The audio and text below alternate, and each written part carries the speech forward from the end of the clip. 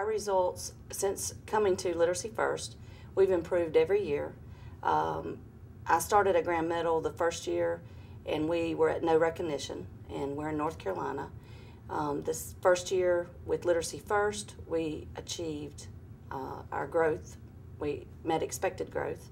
Our second year with Literacy First, we hit high growth. And this year our scores have not come in yet, but we've seen a huge difference, especially in all of our subgroups. Our EC students, our ESL students, they have all had an average of 10-point gain over the 3 years that we've been with Literacy First.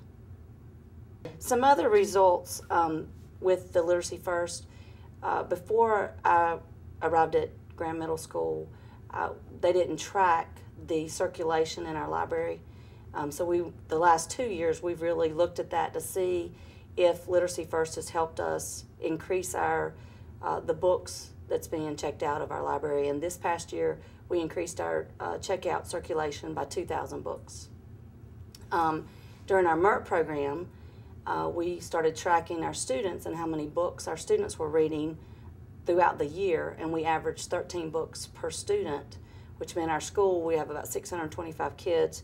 We read 132 books this year. So that's an average of 13 books per student. When I was approached to look at the process, look at Literacy First, we had the consultant come in and talk to my leadership team, and then had the consultant also speak with our whole staff.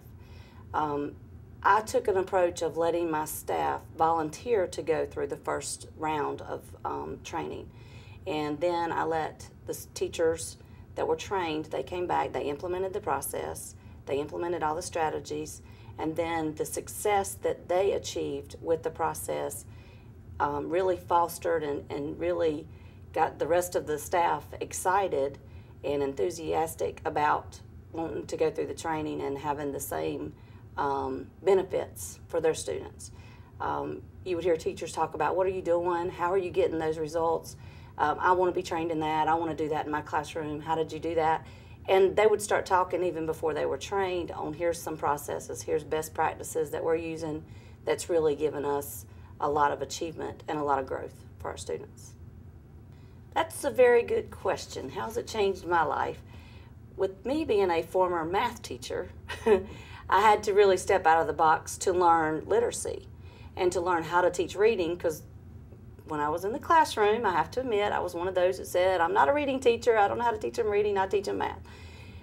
So I can relate to when teachers make that statement, but with our school at Grand Middle School being very diverse and we have a high poverty rate, we had to do something to help the students because they were not achieving. And it's not because they don't want to, it's because they don't have the tools or they don't know how, and they don't have the support systems at home. So this helped me get the staff more structured, and I have a very young staff, and so it gives them extra tools to put in their toolbox to help them be successful in the classroom.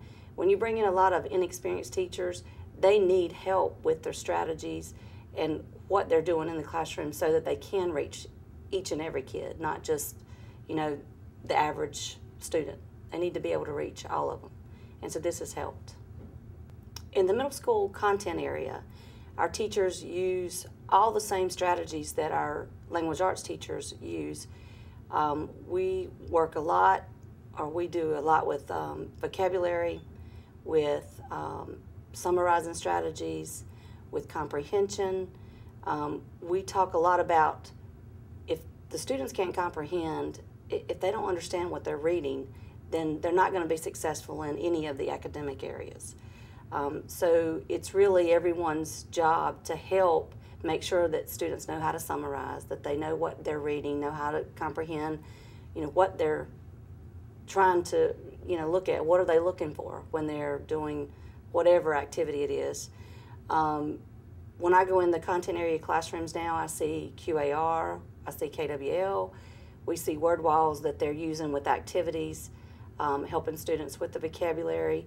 Again, with the school, with the population that we serve, they have a hard time with vocabulary. They're not exposed to the vocabulary that other students are exposed to. So it's real important that the word walls are very effective and they're not just put up and forgotten about. So we try to make sure that we're monitoring and making sure that they're using those word walls effective.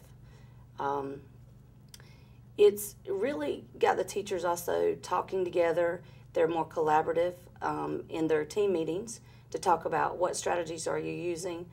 One of the processes that we did this past year is when we start out with a strategy, let's say QAR, the language arts teacher will teach QAR, and then after the language arts teacher has completed their lessons, then the other content areas, math, science, and social studies, will then incorporate QAR in their classrooms so that the student sees it across all 4 disciplines and not just in language arts. And it's important that they know they can use whatever strategy works for them in any of the content areas, not just in language arts. Different middle schools implement MERP in various ways. The first year that we started the Literacy First process, I let the teachers kind of decide how they wanted to implement MERP. And I had one team that decided amongst themselves when they would implement it. And they did it during one of the class periods, across whatever time they designated. We felt like we got results, but we felt like it needed to be more structured and more protected time. So in talking with our leadership team, we decided that we would add a 30-minute block in the morning. So from 8:05 to 8:35, our students come in and they go to their home base, and that's our MERP time. We have 2 adults in every classroom, and during that time, students self-select their books. They have their reading logs. The 2 teachers conference with each student once a week, and students on the days they're not conferenced with write in their reading logs what a summary or whatever the teachers asked them to do at that time. Is it a reflection, or are they trying to make a inference? Are they trying to predict what's happening in the book? The teachers also monitor what books they're reading. Are they too hard? Is it appropriate? But our big thing was just to get students reading. I mean, that was our big goal, is let's just get them to read, because at home, students with poverty, again, they don't read at home. They don't have the support systems because parents have to work. So we're trying to get them the 20 minutes of reading a day. So we read when you calculate it up, we're reading 2 hours a week for each student. The students are starting to read more. They enjoy it. Some of them would rather read than go to some of their electives. We've had some real success stories with individual students that have never read a book, and now they're reading. We had one student, a 7th grader, who refused to read, just would not do it. My curriculum facilitator was the extra person in that particular room at the time. She kept working with this student. She finally got a book that he was interested in, and we think that was one of the problems. He was picking books that he couldn't read, were too difficult, and he didn't want anybody to know he was struggling. Once he found one, then he would shush the rest of the kids. Shh, I'm trying to read. Shh, I'm trying to read. So he turned it around. He turned it around from not wanting to read to now reading and telling everybody else to be quiet because he's trying to read, to where he was the distraction to start with.